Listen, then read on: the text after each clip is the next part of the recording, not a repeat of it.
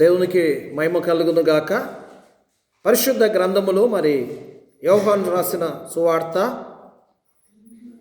5వ అధ్యాయం 20వ వచనాన్ని మనం పరిశుద్ధ గ్రంథము నుంచి మన వాక్యాన్ని చదువుకుందాం.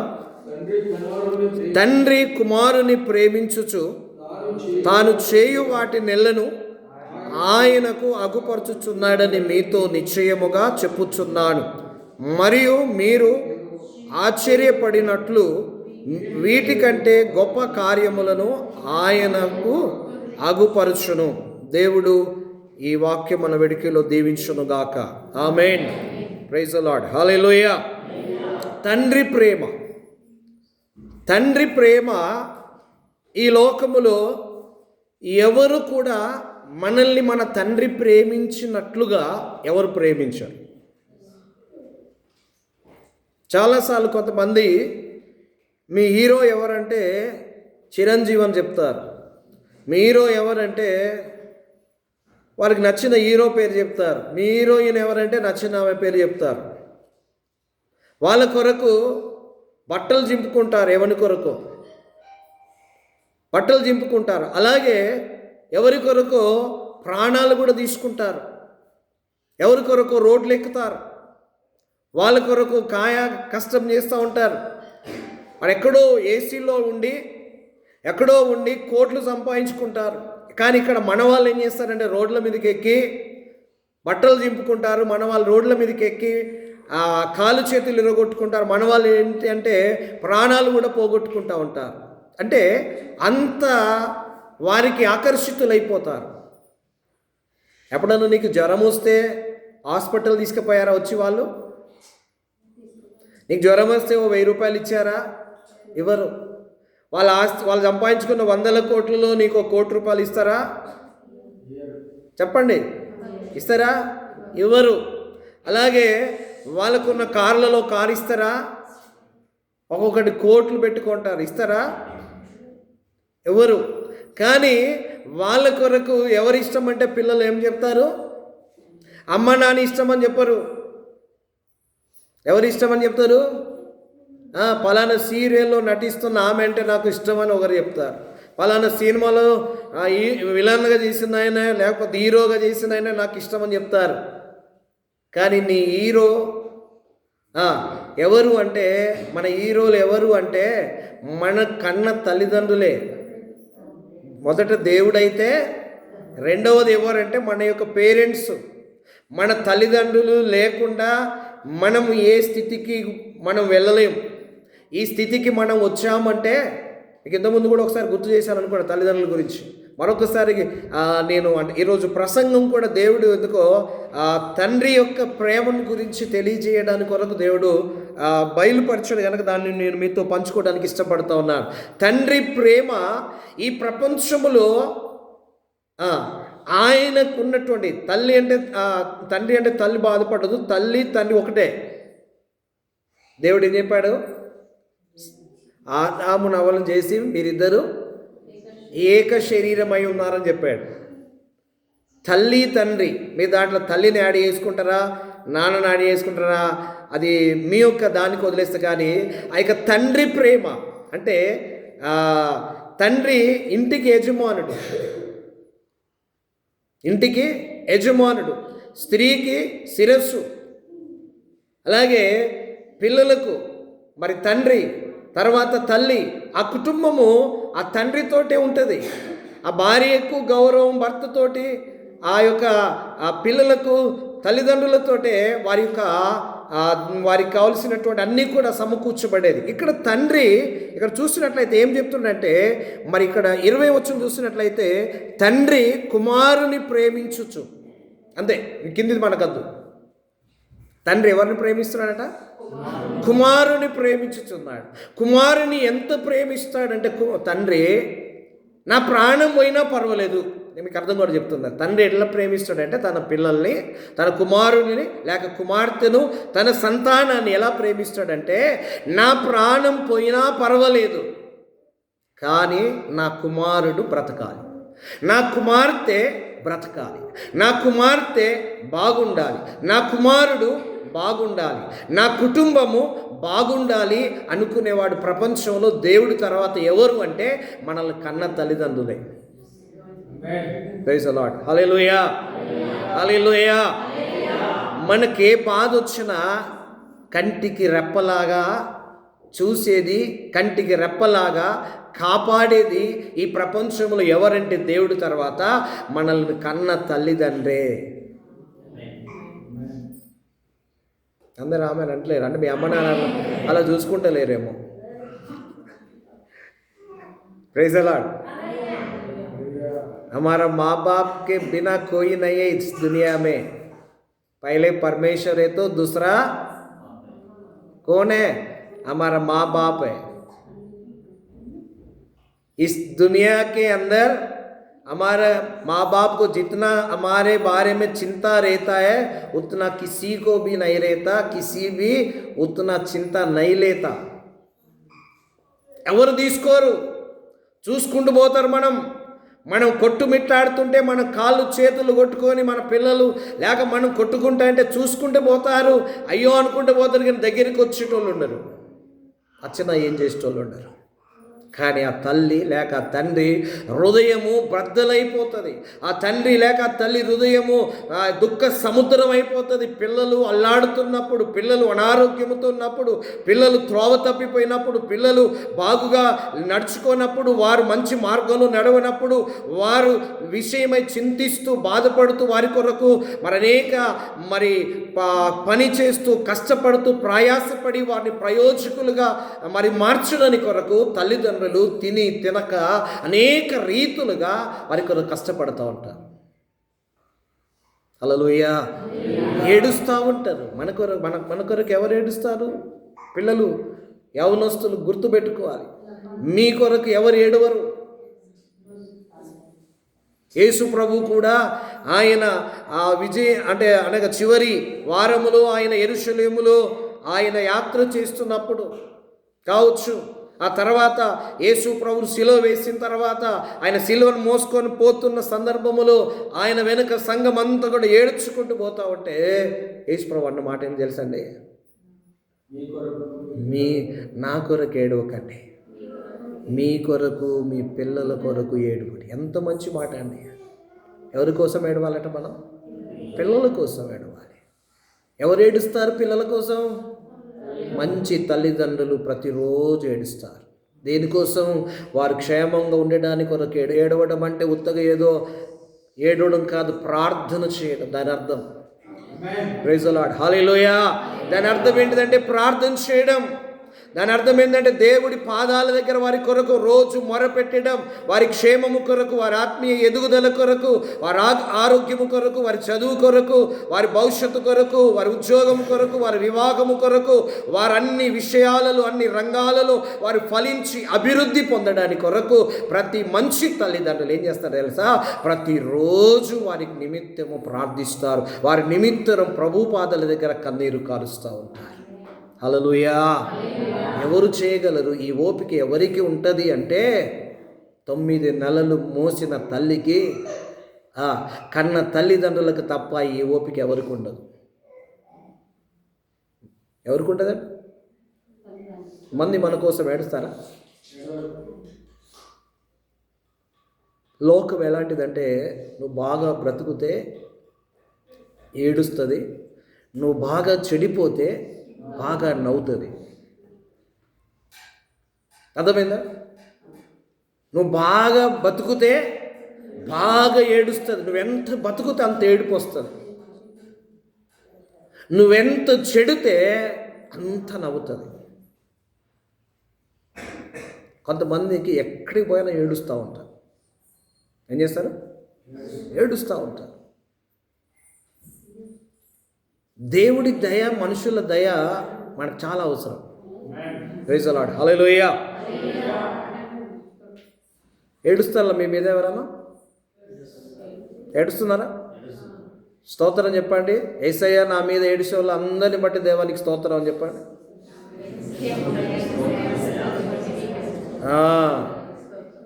వాళ్ళని తిట్టకండి. మీరు తిడితే మీ ఆశీర్వాదం ఆగిపోతుంది, గుర్తుపెట్టుకో.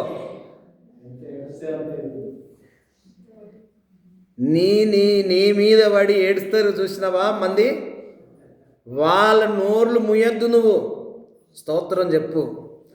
వాళ్ళు ఎంత ఏడిస్తే అంత నీకు ఆశీర్వాదం.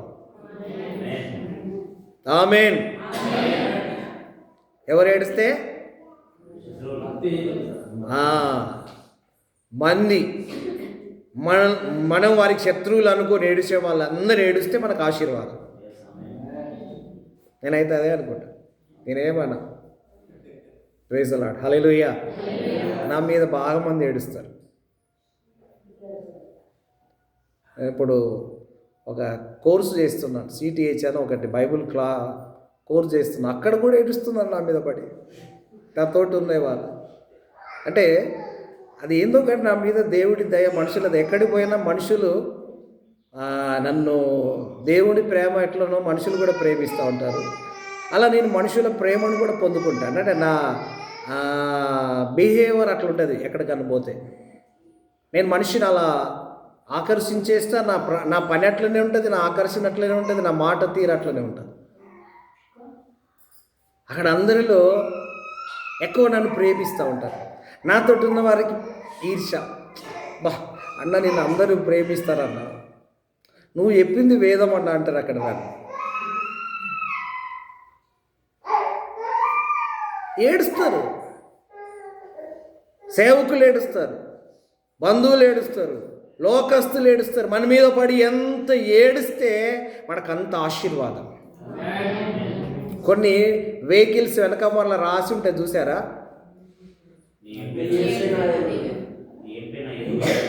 నీ ఏడుపే నా ఎదుగుదల, నీ ఏడుపే నా ఆశీర్వాదం. నాకు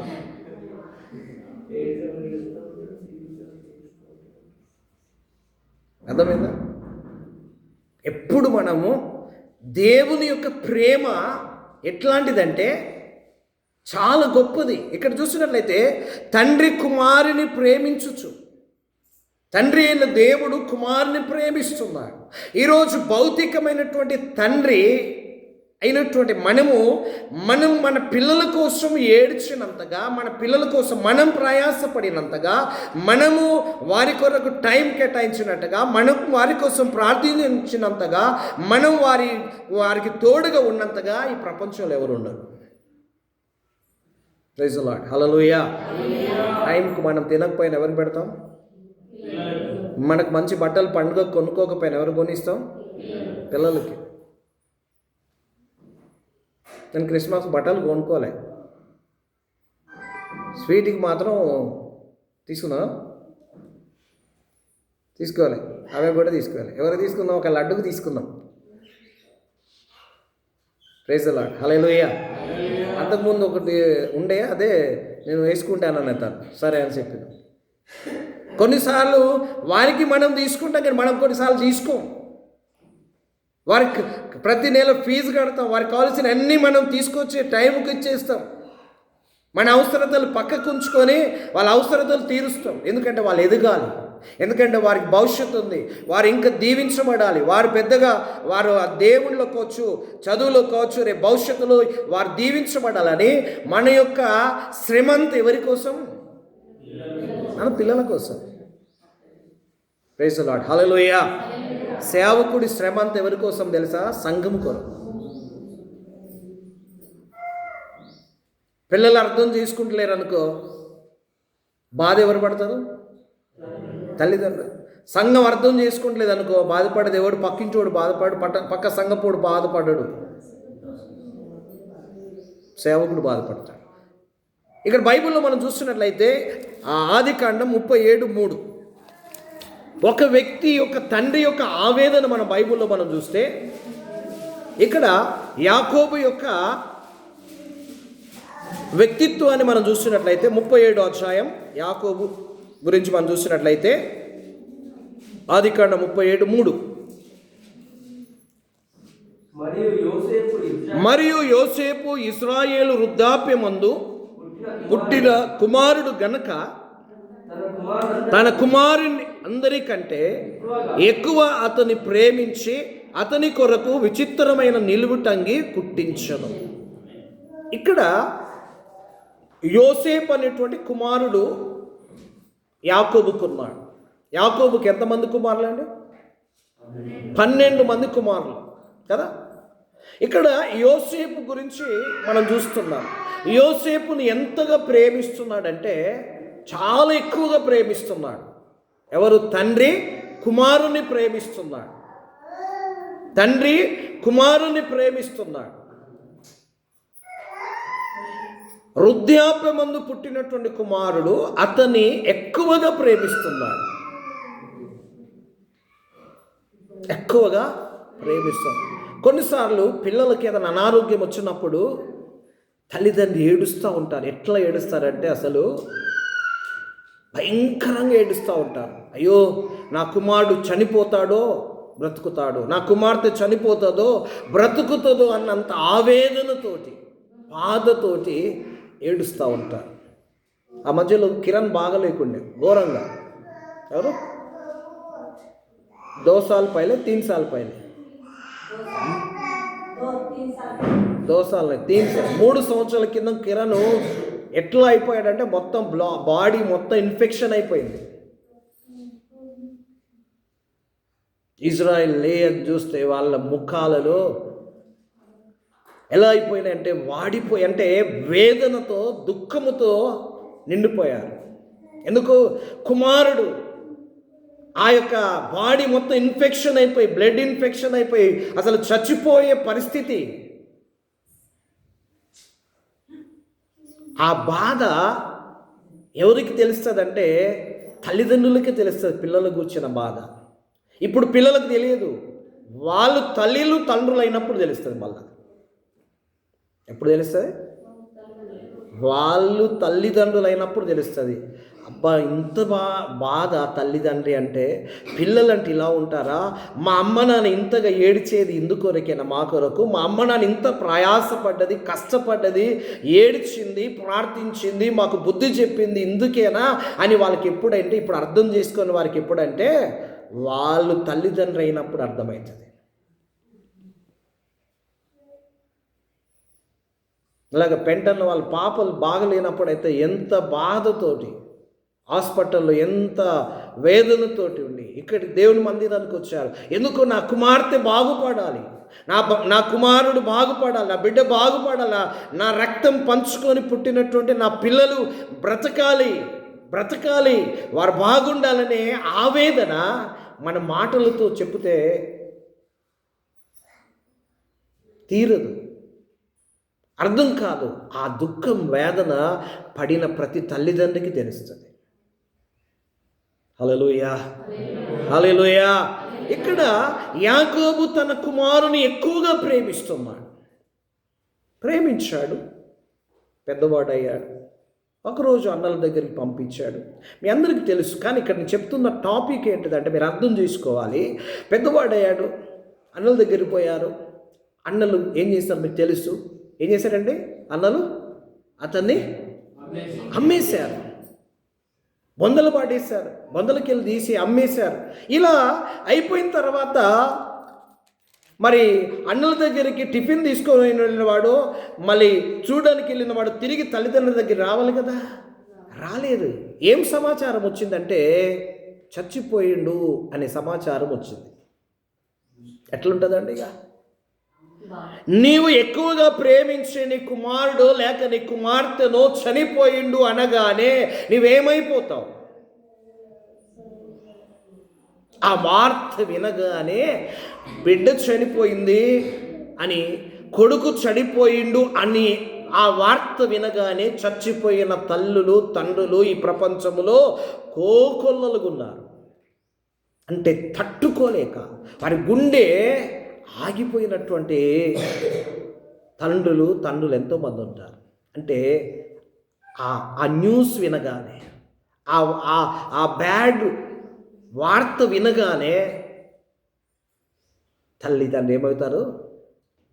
ఇంక నేనెందుకు బతికే, నా బిడ్డ చనిపోయాది, లేక నా కుమారుడు చనిపోయాడు, నేనెందుకు అని ఆ మాట విని అలా కూర్చొని అలాగే ప్రాణాలు పోయిన వారు ఉన్నారు. విన్నారా ఎప్పుడన్నా? నేను చాలా విన్నాను అట్లాంటి. విన్నారా? ఎందుకు? వారు అంతగా ప్రేమించినటువంటి వారు చనిపోయిన తర్వాత ఇంక నేను ఎందుకు బతికి. ఇక్కడ చూసినట్లయితే 37-33 వచనములో 37-33 వచనం ఒకసారి చూద్దామా. 33 వచనం, ఆదికాండం 37:33 వచనం. అతడు దానిని గుర్తుపట్టి, అంటే ఇతడు వేసుకున్న డ్రెస్ ఏదైతే ఉన్నదో యోసేపు, ఆ యొక్క నిలువుటంగి ఎవరికి లేదు. దాన్ని ఏం చేశారంటే అన్నలు ఆ తమ్ముడిని అమ్ముకొని మృగము చేత చంపబడ్డాడని చెప్పి ఒక గొర్రె పిల్లను కోసి దాని యొక్క రక్తములో ఈ యొక్క నిలువుటంగినంతా కూడా ముంచి, రక్తము అంతా కూడా ఆ యొక్క మృగము చీల్చితే చంపితే ఎలా అవుతుందో అలాంటి ఆ వస్త్రాన్ని తీసుకొని వచ్చి యాకోబుకి ఇచ్చారు.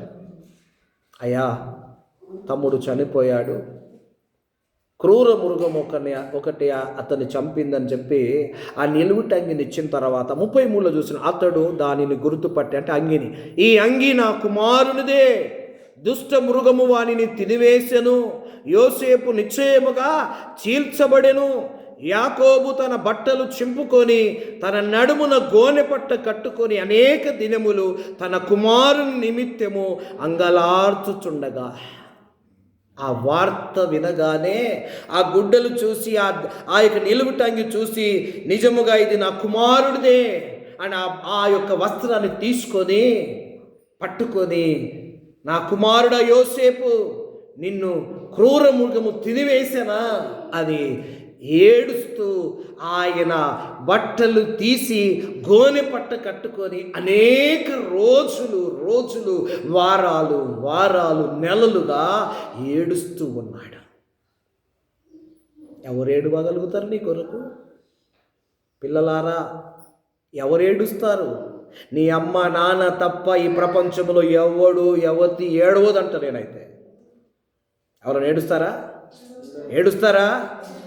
ఏడుస్తారా? ఏమని ఇస్తారా? నువ్వు బాగుండాలని కోరుకుంటారా? ఎవ్వరు కోరుకోరు. నువ్వు నాశనం కావాలని కోరుకునేది ఈ లోకం. నువ్వు బాగుపడకూడదు, నువ్వు చెడిపోవాలని, నీ జీవితం పాడు కావాలని, నీ బ్రతుకు అంతా చెల్లా చెదరమైపోవాలని లోకము సాతానుడు చూస్తారు, మనుషులు చూస్తారు. కానీ నీ కన్న తల్లిదండ్రి మాత్రమే నీ కొరకు ఏడ్చేవారు, అంగలార్చేవారు, గోనె పట్ట కట్టుకొని ఆ దేవుడి సన్నిధిలో మొరపెట్టేవారు ఎవరైనా ఉన్నారు అంటే నీ కొరకు నీ అమ్మ నాన్న. ఎవరు ఏడుస్తారు? యాకోబు గోనె పట్ట కట్టుకొని అంబోని ఏడుస్తున్నాడు. ఎందుకు? నా కుమారుడు చంపబడ్డాడని ఏడుస్తున్నాడు. కింది వచనం చదివాడు 34. అతడు యాకోబు తన బట్టలు చింపుకొని తన నడుమును గోనె పట్ట కట్టుకొని అనేక దినములు తన కుమారు నిమిత్తం అంగలార్చుచుండగా అతని కుమారులందరూ అతని కుమార్తెలందరూ అతనిని ఓదార్చుటకు ప్రయత్నము చేసిరి. ఏం చేశారట? ఆయన కొడుకులు, కోడళ్ళు, బిడ్డ, వారికి ఉన్న సంతానం అంతా కూడా ఏం చేశారు? ఓదార్చుతున్నారు. అందరూ వచ్చి, నాన్న ఏడువకు, మేము ఉన్నాం కదా అని మిగతా కొడుకులు, బిడ్డ అన్నా, భార్య అన్నా, ఇంకా తల్లి, ఇంకా కోడళ్ళు అన్నా, మనవరాలన్నా పట్టించుకుంటలేడు. ఓదార్పు వస్తలేదు. అందరూ వచ్చి మనం ఏడుస్తున్నప్పుడు, ఏమైనా జరిగినప్పుడు అందరూ వచ్చి ఓదారుస్తారు. ఏదో ఒకటి మనం 10 నిమిషాలు 5 నిమిషాలు ఒక రోజు ఒక పూట మనతో ఉంటారు, ఓదారుస్తారు. కానీ మర్చిపోమను.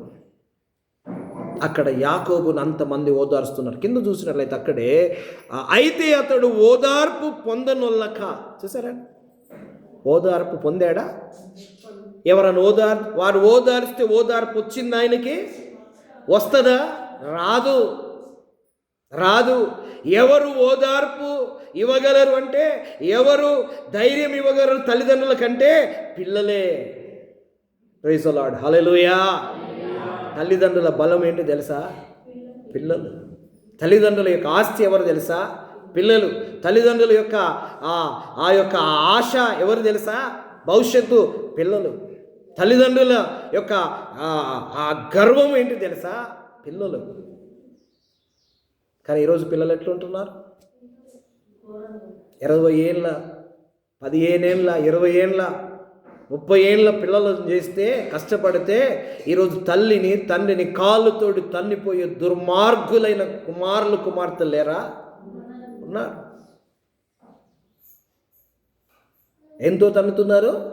కాలుతో తన్నిపోతున్నారు. 9 నెలలు మోసి కని పెద్ద చేసి అన్నీ చేసి సర్వం మీరే, నాకు మీరు తప్ప నాకు ఎవరు లేరు, నాకేది వద్దనుకొని ఆ పిల్లల్ని కాయ కష్టం చేసి చదివిపించి పెద్ద చేసి వారు తిని తనక చేస్తే ఈరోజు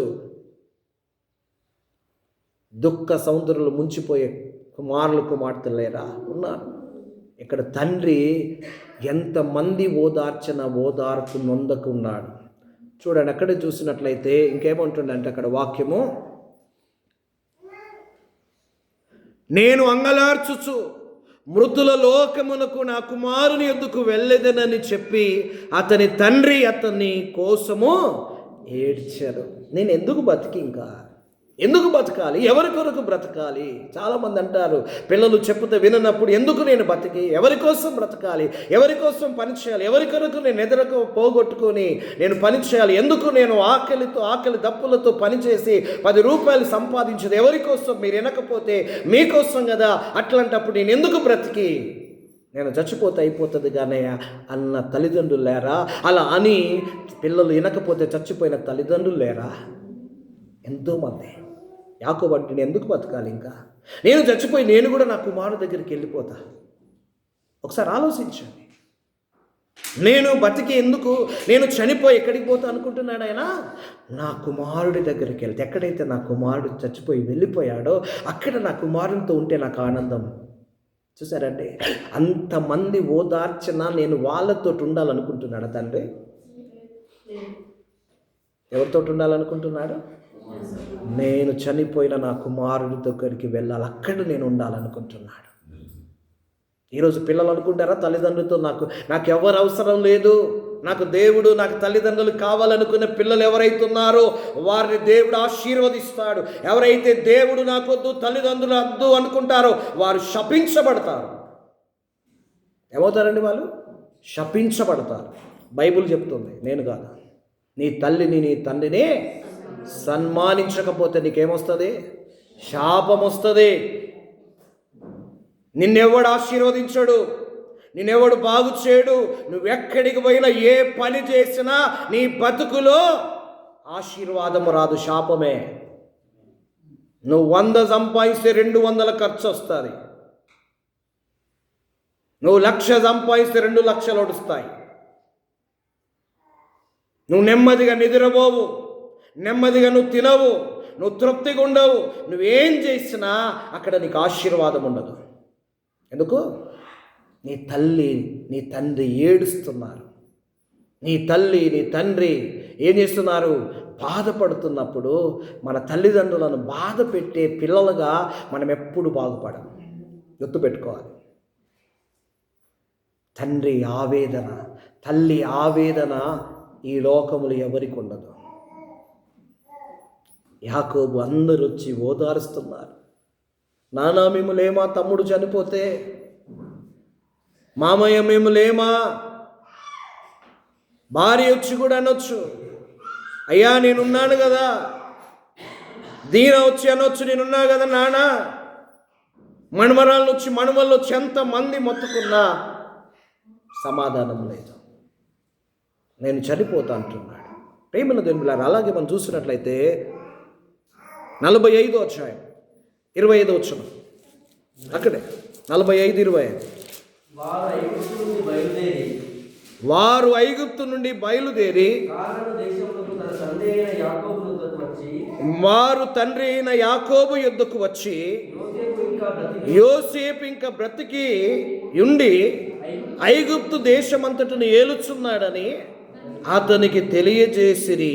అయితే అతడు వారి మాట నమ్మలేదు గనక అతడు నిశ్చేష్టుడాయెను. అప్పుడు వారు యోసేపు తమతో చెప్పిన మాటలన్నిటిని తనతో చెప్పిరి. అతడు తన్ను ఎక్కించుకొని పోవుటకు యోసేపు పంపిన బండ్లు చూసినప్పుడు వారి తండ్రి అయిన యాకోబు ప్రాణము తెప్పరిల్లెను. చూసారా? హల్లెలూయా. ఈ మధ్యలో చాలా సంవత్సరాలు గడిచిపోయాది, కరువు వచ్చేది, ఐగుప్తులో ధాన్యం ఉన్నదనేది తెలిసేది యాకోబుకు. యాకోబు చెప్పాడు, బాబు మీరు అందరు వెళ్ళి ఆ ధాన్యం కొనుక్కొని రండి, మనం చచ్చిపోతామంటే యోసేపు అన్నలు అందరూ కూడా అక్కడికి ఐగుప్తుకి వెళ్ళారు. ఐగుప్తులో యోసేపు తన యొక్క అన్నలను గుర్తుపట్టాడు, లోపలికి వెళ్ళి ఏడ్చాడు. అమ్ముకున్నోడు, ద్రోహం చేసినోడు, మోసం చేసినవాడు, మనల్ని అన్యాయంగా అమ్ముకొని డబ్బు కాజేసుకొని చచ్చిండని అబద్ధ సాక్ష్యం తండ్రి దగ్గర చెప్పి వ్యక్తులు కనపడితే మనం ఏం చేస్తాం? ఏం చేస్తామండి? ఏం చేస్తాం? ఎట్లా వస్తుందంటే కోపం ఉరుముతో చూస్తున్నావా, వర్షం పడేటప్పుడు అట్లా వస్తుంది. చేతులు ఏదుంటే దాంతో చావగొట్టాలన్నంత కోపం వస్తుంది కదా. ఏదుంటే అది దాంతో పొడి చేయాలంత కోపం వచ్చేస్తుంది, అంత బాధ. కానీ యోసేపు వాళ్ళని చూసి వాళ్ళ ముందు ఏడవక లోనికి వెళ్ళి, మీరు తర్వాత అదంతా చదువుకోండి, ఏడ్చి కళ్ళు తుడుచుకొని ముఖం కడుక్కొని మళ్ళా వచ్చి మాట్లాడతాడు. తను తాను ధైర్యపరచుకొని వాళ్ళ ముందు దుఃఖపడకూడదని. ఇదంతా అయిపోయిన తర్వాత ఆ ధాన్యం కొనుక్కొని అట్లా వస్తారు. వెళ్ళిపోయేటప్పుడు ఏం చేస్తాడంటే యోసేపు, వాళ్ళు చెప్తారు నాన్న బ్రతికున్నాడు, వాళ్ళంతా స్టోరీ చెప్తారు అన్నట్టు. మేము ఇంతమంది అన్నదమ్ములం, ఇంత మా నాన్న ఇట్లా అట్లా అని చెప్పినాక వాళ్ళు చూడగానే గుర్తుపట్టిండు. వాళ్ళు మర్చిపోయారు, ఎందుకంటే రేంజ్ పెరిగిన తర్వాత డ్రెస్సు ఆ యొక్క విధానం చూసి చాలా సంవత్సరాల తర్వాత గుర్తుపట్టడం కష్టం. కానీ తప్పిపోయినోడు గుర్తుపడతాడు. అమ్మను గుర్తుపడతాడు, నాన్నను గుర్తుపడతాడు, అన్నదమ్ములు గుర్తుపడతాడు, అందరినీ గుర్తుపడతాడు. చెప్పాడు, నాన్నను తీసుకొని రావాలి మీరు అన్నాడు. తీసుకొని పోవడానికి కావాల్సిన ఏర్పాట్లు చేసి పంపించాడు. వీళ్ళు పోయి చెప్పాడు, యోసేపు బ్రతికున్నాడు నాన్న అని చెప్పారు. ఒక్కసారి మీరు ఆలోచించండి, చచ్చిపోయిందని ఏం తీసుకొచ్చారు? డ్రెస్ తీసుకొచ్చి ఇట్లనే నిలువటానికి తీసుకొచ్చి ఇచ్చేసారు, రక్తపూది ఇచ్చేశారు. మళ్ళీ కొన్ని రోజులకు వచ్చి కొన్ని సంవత్సరాల తర్వాత యోసేపు బ్రతికున్నాడంటే తండ్రి ఏమవుతాడండి? సంతోషించలే, ఇలా పడిపోయాడు. ఆ వార్తని మళ్ళా ఇచ్చాడంటే అంటే ఏంటిది అన్కాన్షియస్లోకి వెళ్ళిపోయాడు. అంటే ఏం అర్థం కాక ఎట్లా అయిపోయాడు, నిరుచుడు అయిపోయాడు. ఆయనకు చెప్తున్నారు, నాయన ఇది ఇది నువ్వు నమ్ముతలేవు కదా, ఇగో నీ కొరకు ఇవన్నీ పంపించాడంటే అవన్నీ విని వచ్చి చూసేసరికి నమ్మేశాడు. ఫస్ట్ నమ్మలేదు. 20 కింద చూడండి, 25 కింద చదవండి, ఇంకా 28 చదవండి. తన ప్రాణం ఏమైందంటే తన యాకోబు ప్రాణం తెప్పరిలేను. 28 అప్పుడు ఇశ్రాయేలు ఇంతే చాలును. ఏం కోరుకున్నాడండి తండ్రి? ఇంతే చాలును. ఏం కోరుకున్నాడు? నాన్న ఏం కోరుకున్నాడు? ఏం కోరుకున్నాడు? ఇంతే చాలు అంటే ఏంటిది? నా కొడుకు బతికున్నాడండి, చాలిగా నాకెందుకు ఇంకా.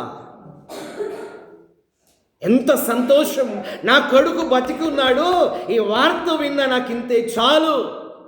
ఒక ఆనందం వచ్చేసేది. చూడండి, ప్రపంచములో కొడుకు బ్రతుకుతే, బిడ్డ బ్రతుకుతే ప్రపంచములో మొట్టమొదలు సంతోషించేది, ఆనందించేది, గంతులు వేసేది ఎవరంటే నిన్ను కన్న తల్లిదండ్రులు. ప్రైజ్ ది లార్డ్, హల్లెలూయా. గర్వంగా నా కొడుకు ఎవరండి? నా కొడుకు ఒక కలెక్టర్, నా కొడుకు ఒక పాస్టర్, నా కొడుకు ఒక ఇంజనీర్, నా కొడుకు ఒక ఐఏఎస్ ఐపీఎస్, ఒక నా కుమారుడు నా కుమార్తె ఒక మంచి వ్యవసాయకుడు, నా కుమారుడు ఒక మంచి ఉద్యోగస్తుడు, నా కొడుకు నా కూతురు ఎంత మంచిది, నా బిడ్డ ఇలా ఉందండి.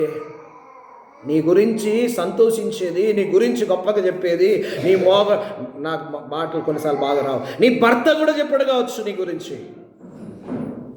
చేసుకున్నోడు కూడా చెప్పడు, చేసుకున్నది కూడా చెప్పదు. ఎవరు చెప్తారు తెలుసా? నీ కన్న తల్లిదండ్రులు చెప్తారు. ఆమేన్. గర్వపడేది ఎవరంటే, దుఃఖపడేది, సంతోషించేది, కష్టపడేది, ఏదైనా పడేది నీ కొరకు నీ అమ్మ నాన్న తప్ప ఎవరు కాదు. కానీ ఈరోజు ఎలా ఉన్నారు?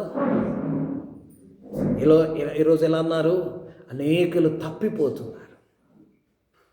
అమ్మ నాన్న తోడబుట్టిన వారు మర్చిపోయి, అక్కడ ముక్కు ముఖం తెలియనివాడు ఎవడో పరిచయం అయితే అన్నీ మర్చిపోయి నాకు సర్వం నీవే అనుకొని వాళ్ళ వెనక పడిపోయి జీవితాలు ఆగం చేసుకొని భ్రష్టత్వంలోనికి వెళ్ళి శాంతి సమాధానం నెమ్మది లేక ఆనందం లేక ఆరోగ్యాన్ని క్షీణింపజేసుకొని అనేకమైన ఆర్థిక ఇబ్బందులు, చివరికి ప్రాణాలు కోల్పోయిన వారు ఎంతమందిని చూస్తున్నాం మనం. అందుకే ఇక్కడ యాకోబు అంటున్నాడు, నా కొడుకు బతికున్నాడు, అంతే నాకు చాలు. ఎంత ఆనందం!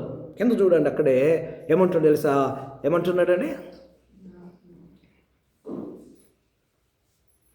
బ్రతికి ఉన్నాడు, నేను చావక మునుపు వెళ్ళి అతను చూచేదనని చెప్పాను. నెక్స్ట్ ఏమనుకుంటున్నాడు?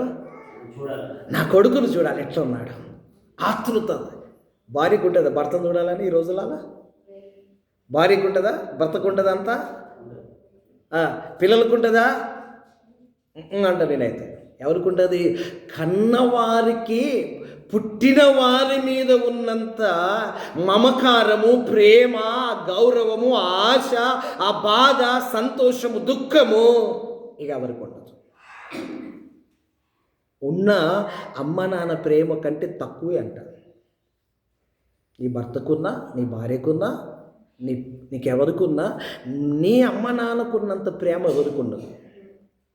ఎందుకంటే అది పేగు బంధం, అది రక్త బంధం. ఎవరు ఆయన అంటున్నాడు, నేను చచ్చిపోకముందు ఆయన ఒక్కసారి నన్ను తీసుకొని పోరా తొందరగా, నేను నా కొడుకును చూస్తా ఒక్కసారి. నా కొడుకు ఎలా ఉన్నాడు, ఎన్ని సంవత్సరాలు అవుతుంది నా కుమారుని చూడలేక, నన్ను తీసుకొని వెళ్ళండి అంటే తీసుకొని వెళ్ళాడు. 46 అధ్యాయానికి ఒకసారి పోదాం. 46 తండ్రి ప్రేమ గురించి చెప్తున్నాను నేను మీకు. తండ్రి ప్రేమ ఎట్లా ఉంటుంది అనేది పిల్లలు అర్థం చేసుకోండి. మీరు కూడా మీ అమ్మ నాన్నకు పిల్లలే. ఢిల్లీకి రాజైనా తల్లికి కొడుకువే, బిడ్డవే, మర్చిపోవద్దు. మీకు పెళ్ళిళ్ళు కావచ్చు, పెద్దవాళ్ళు కావచ్చు, ఎవరైనా కావచ్చు. 46 అధ్యాయం 29 వచనం. 46, 29 వచనం. యోసేపు తన రథమును, అంటే వీళ్ళు బయలుదేరిళ్ళు. ఎంత చెప్తలేరు, ఎందుకంటే మనకి ఎంత చెప్తే మనకు టైం లేదు. వీళ్ళు ఇక్కడి నుంచి బయలుదేరి, కానాను నుంచి బయలుదేరారు, ఐగుప్తుకి వెళ్తున్నారు. నాన్న వస్తున్నాడనే వార్త యోసేపుకి వచ్చేసింది. న్యూస్ 29. యోసేపు తన రథములను సిద్ధము చేయించి, చూడండి తండ్రిని ఎదుర్కోవడానికి కొడుకు ఎలా పోతున్నాడంటే, ఎవడొస్తాడు నేను ఎదుర్కోవడానికి? ఎవరొస్తారు? కొడుకు ఎట్లా వస్తాడు? ఆమేన్. ఈరోజు అత్తల్లా కొడుకులు బిడ్డలు ఎదురుగా ఆడే అత్తడు, ఆడే పోతాడు. అది అత్తది పోతుంది. అది అత్త మనం ఇంత కూర తేవాలి, మళ్ళీ ఇది ఖర్చు, అది ఖర్చు, థమ్స్అప్ చేయాలి, ఛాయ్ చేయాలి, అంత రాకపోతే లేదు. మేము ఉంటలే ఊరికి పోతున్నామని తల్లిదండ్రులు ఎంతమంది లేరు, కుమారులు ఎంతమంది లేరు, కుమార్తెలు ఎంతమంది లేరు. ఈ దౌర్భాగ్య లోకంలో ఈరోజు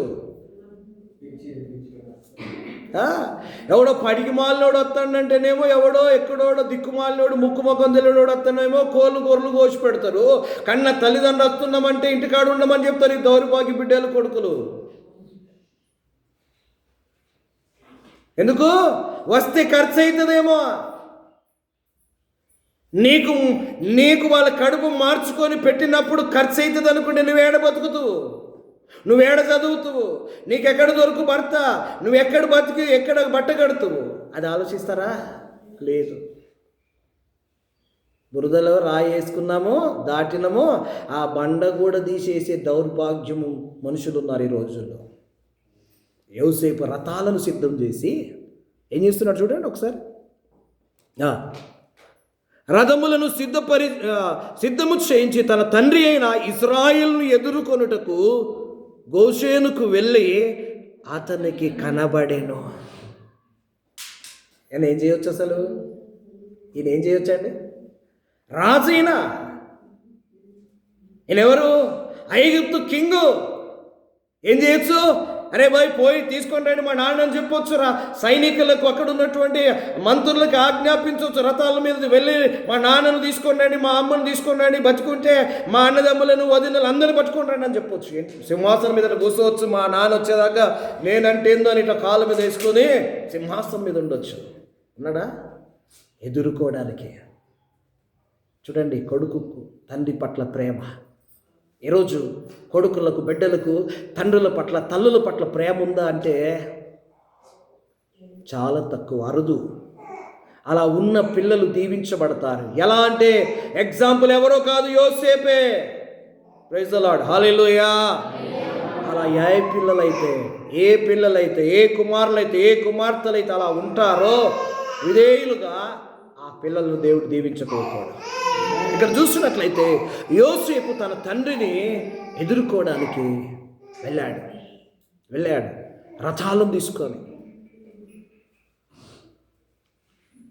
వెళ్ళిన తర్వాత ఏం చేశాడు? అతనికి కనబడ్డాడు. చూడండి అక్కడ ఏమున్నదండి,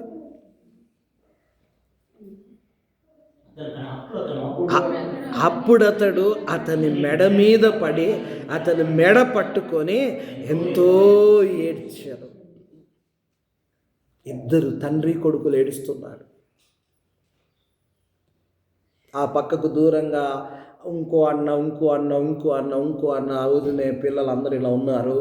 ఈయన ఒకరి మీద ఒకరు పడి ఏడుస్తున్నారు, మెడ మీద పడి ఏడుస్తున్నారు. అయ్యో నా కుమారుడా, నువ్వు బ్రతికినావా, నిన్ను చూడాలని ఆశ, చూశాను, నాకు ఇక చాలు అని ఎంత సంతోషం. ఎవరిని చూస్తే వస్తుంది తెలుసా సంతోషం? మంది పిల్లలు చూస్తే కాదు వచ్చేది సంతోషం, ఎవరికో పుట్టినోళ్ళని చూస్తే కాదు సంతోషము, నీకు పుట్టినోళ్ళకి ద్వారా వచ్చే సంతోషం ఈ ప్రపంచంలో ఎవరి ద్వారా రాదు. ప్రైజ్ ది లార్డ్, హల్లెలూయా, హల్లెలూయా. యాకోబు ఎవరినో చూడాలనుకోలే, ఎవరినో నేను చనిపోకముందు నేను చూడాలనుకోలే, తన కన్న కొడుకును ఏం చేశాడండి? చూడాలనుకున్నాడు. అక్కడికి వెళ్ళి మెడ మీద పడి ఏడుస్తున్నారు. ప్రియమైన దేవుని బిడ్డలారా, చూడండి తండ్రి ప్రేమ ఎంతది. ఈరోజు పిల్లలు తల్లిదండ్రులు లెక్క చేయరు, మాట్లాడతారు, ఇష్టం వచ్చినట్లు మాట్లాడే వాళ్ళు, ఇష్టం వచ్చినట్లు తండ్రిని కొట్టే దుర్మార్గులైన కుమార్తెలు ఉన్నారు ఈ భూమి మీద. అలాంటి వాళ్ళని ఎట్లా కొట్టాలంటే, నాకైతే ఒక్కొక్కసారి పాస్టర్ని కానేమో అనుకుంటా నేను మర్చిపోతే, పాస్టర్ని కాకపోతే నేనేం చేస్తున్నో ఇప్పుడు అనిపిస్తుంది నాకు. ఎందుకు నీ మాట గుర్తు చేస్తుందంటే, అట్లా మూర్ఖంగా ప్రవర్తించేవారు ఉంటారు. కానీ తల్లిదండ్రి ఆవేదన, వారి యొక్క మేధస్సు అంతా ఎవరి కొరకు కరగదీస్తారు తెలుసా? వారికి ఉన్న బలం ఎవరి కోసం కరగదీస్తారు తెలుసా? వారికి ఉన్నటువంటి ఆ సమస్తము ఎవరి కోసం చేస్తారు తెలుసా? కన్న పిల్లల కొరకే. కన్న పిల్లలు మా కొరకు ఇంత ప్రయాస పడుతున్నారా అమ్మా నాన్న అంటారండి ఎప్పుడన్నా? అంటారా? ఎవరో బుద్ధిమంతులు అంటారు. ఎవరంటారండి? అర్థం చేసుకున్న పిల్లలు అంటారు, అర్థం చేసుకున్న కుమారులు అంటారు, అర్థం చేసుకున్న కుమార్తెలు అంటారు, బుద్ధిమంతులు అంటారు. పరిస్థితిని చూసి మా కొరకు ఇంత ప్రయాస పడుతున్నవా నాన్న అమ్మ అని వాళ్ళ చేతులు పట్టుకొని కాయలు కాసి కాలినప్పుడు వారు బట్టలను చూసి ఏడిచే పిల్లలు ఉంటారు. తల్లిదండ్రులు చూసి కొంతమంది ఏమంటారు తెలుసా? ఎందుకు గండం, నాకు స్మార్ట్ ఫోన్ కావాలి, ఇప్పుడు 20,000 కావాలి నాకు, లేకపోతే యాపిల్ ఫోన్ కావాలి, 1,00,000 రూపాయలది కొనిస్తావా, లేకపోతే చస్తావా, లేకపోతే నేను చావాలా? ఇదా? ఇలాంటి వాళ్ళని పండబెట్టి తొక్కాలంత కోపం వస్తుంది నాకైతే. నువ్వు సంపాదించరాదు ఫస్ట్. 1,00,000 రూపాయల ఫోన్ కావాలి కదా, నువ్వు 1,00,000 రూపాయలు సంపాదించు నువ్వు ఫస్ట్. ఆ పైసలు ఎట్లా వస్తాయో నువ్వు చేస్తే, పని చేస్తే తెలుస్తుంది. 10 రూపాయలు ఎట్లా వస్తాయో, 100 ఎట్లా వస్తాయో, 1000 ఎట్లా వస్తుందో, 1,00,000 ఎట్లా వస్తాయో కదా. కానీ ఎలా ఉంటారు పిల్లలు భయంకరంగా తయారవుతారు. వాడి కటింగ్ ఎట్లుంటుందో తెలియదు, వాడి పాయింట్ ఏడో చింపుకుంటాడో తెలియదు. ప్రైజ్ ది లార్డ్, హల్లెలూయా. చెవుకి ఏం పెడతారో తెలియదు, ముక్కుకి ఏం పెడతారో తెలియదు, ఎంత పొడుగు పెడతారో తెలియదు, ఇంకెక్కడెక్కడ ఏం పెడతారో అర్థం కాదు. ప్రియమైన దేవుని బిడ్డలారా, ఇక్కడ తండ్రి వస్తున్నాడని తెలియగానే పరిగెత్తుకొని వెళుతున్నాడు కుమారుడు. ఘన స్వాగతం తండ్రికి పలికిన కుమారుడు. మన ఇండియా ఏదైనా కప్పు గెలుచుకొని విదేశాల నుండి మన స్వదేశానికి వస్తున్నప్పుడు ఏం చేస్తారు తెలుసా? ఏం చేస్తారు? ఘన స్వాగతం. వారు దిగే ఎయిర్పోర్ట్కి మొత్తం వెళ్ళిపోయి ఎట్లా అంటే అసలు ఇక మా ఇంట్లోనే గెలిచిండు అంటే మన దేశం కనుక ఎట్లా ఫీల్ అవుతారు ప్రతి ఒక్కరు? నా కుటుంబస్తుడే గెలిచిండు, పథకం పట్టుకొని వస్తున్నాడు అంత ఫీల్ అయ్యి అంత ఉత్సాహంగా అక్కడికి వెళ్తారు, అంత ఘన స్వాగతం పలుకుతారు. ప్రైజ్ ది లార్డ్, హల్లెలూయా. తండ్రి కొరకు రథం వేసుకొని వెళ్ళాడు. ఏడికి తీసుకొచ్చాడు తెలుసా? రథం మీద తండ్రిని కొడుకు ఫరో ఇంటికి తీసుకొచ్చాడు. ఏం కావాలండి ఇక తండ్రికి? ఏం ఎక్కించాడు? కొడుకు బ్రతికి చచ్చిండు అనుకున్న కొడుకు బ్రతికి ఏం ఎక్కించాడు? రథం మీద తీసుకొని వచ్చాడు. నేను అనుకుంటాను యాకోబు రథం ఎప్పుడు ఎక్కి ఉన్నాడు. ఎందుకు? రథాలు ఎవరు ఎక్కుతారండి? రాజులు ఎక్కుతారు, సైనికులు. ఎవరు ఎక్కుతారండి? సేనాధిపతులు ఎక్కుతారు, సైన్యాధిపతులు ఎక్కుతారు, రాజులు ఎక్కుతారు, మంత్రులు ఎక్కుతారు తప్ప ఎవరు పడితే వారు